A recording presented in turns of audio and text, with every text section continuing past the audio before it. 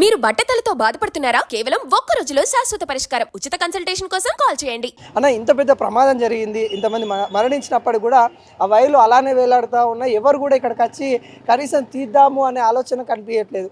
ఎలా చూస్తూ ఉన్నారు వీటిని? ప్రతి ఒక్క గల్లీలో కూడా ఇంతకన్నా ఘోరంగా ఉన్నాయి. మరి గవర్నమెంట్ ఏం చేస్తుంది, వీళ్ళు కరెంట్ డిపార్ట్మెంట్ ఏం చేస్తుంది? వాస్తవంగా ఇది సీరియస్గా తీసుకోవాల్సిన విషయమే.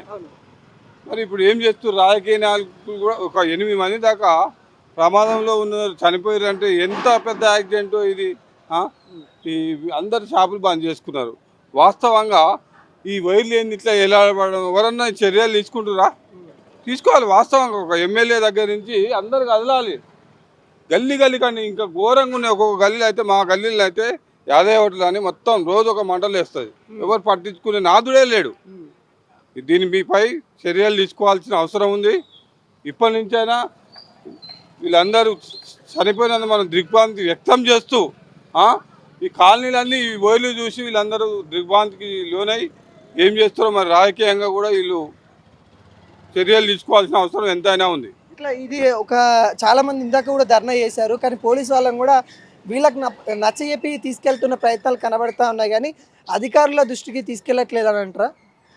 ఏది అధికారులు ఎవరున్నారని ఎవరన్నా ఉన్నారా? ఏడా అధికారులు ఉండాలి, డిపార్ట్మెంట్ వాళ్ళు ఉండాలి.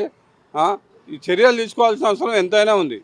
ఏమంటారు మీరు? ఏం చెప్తారు అధికారులకు? ఏం చెప్తారు? సీఎం రేవంత్ రెడ్డికి ఏం చెప్తారు? ఇక్కడ ఉన్న ఎమ్మెల్యేకి ఏం చెప్తారు? ఏం జరిగినా అండి, ప్రతి గల్లీకి వీళ్ళ యొక్క నిరుత్సాహం.